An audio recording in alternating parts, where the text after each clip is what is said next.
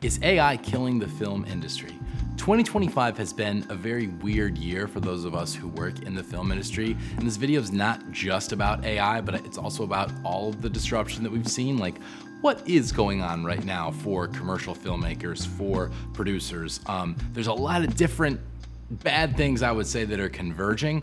So I wanted to take the time, make a video, talk about what I have seen in the film industry. Now, I was an early adopter to AI. I'm not somebody who fears the future, but I have seen a lot of problems with it. I've seen its overuse for sure.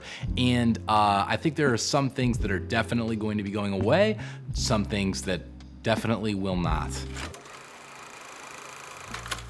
So now let's talk about AI. AI comes into the mix and it is causing big waves. Like, of course, there's, the Tyler Perry studio, which didn't happen in Atlanta. People talk about that.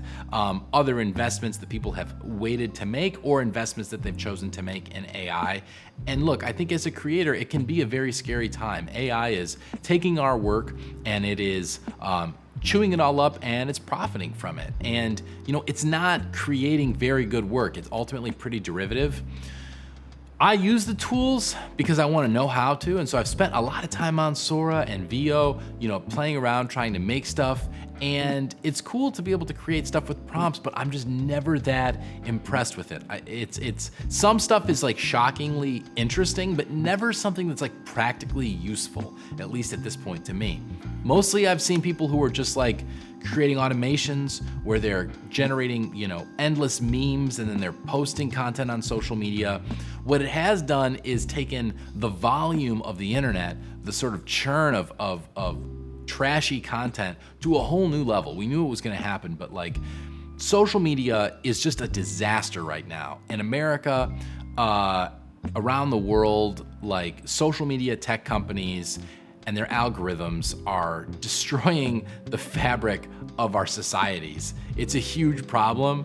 We need to see regulation, and I don't think it's just AI, but AI has exacerbated the problem. It's accelerated how fast we're going towards this kind of really self-destructive version of the internet, and it's painful for the culture. So those things are like the big macro trends, specifically with AI and jobs.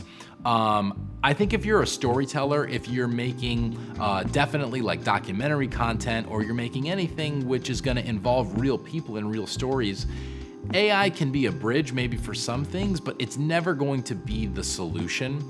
Ironically, the bigger budget commercials and 3D and VFX, that I think is taking a pretty big hit from AI. It's not that the jobs are going away, it's just that a lot of these more monotonous or hand, roto type tasks are now very easy to automate. And so the automation is actually being implemented in the tools, the creative workstation tools like Adobe and Autodesk. They're gonna be doing even more of that. And so as those get implemented, I think you're gonna see a lot more of it.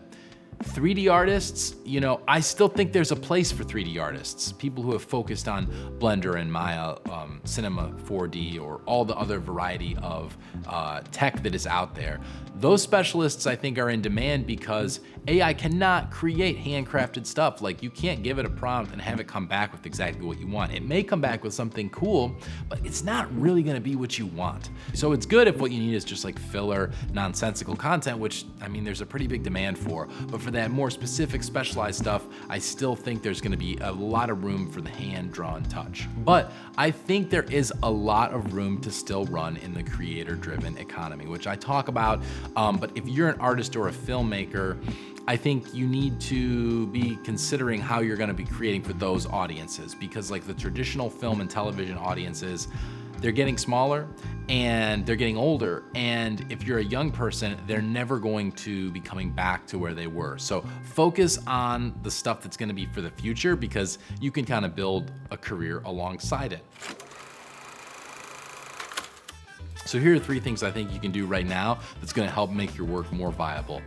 as a creator. Number one, authentic, real people, real stories, real locations. This is going to be evergreen because AI is not going to be able to tell a documentary about a specific person. It's just not. I make a lot of documentaries, so I'm not too worried about that because, you know, AI can come up with something, but it's never going to be able to replace the human touch in that milieu. The second is leverage IP. Like, in this world now, social media saturation, creator-driven economy, people go to the things that they know, and you can find IP all over the place.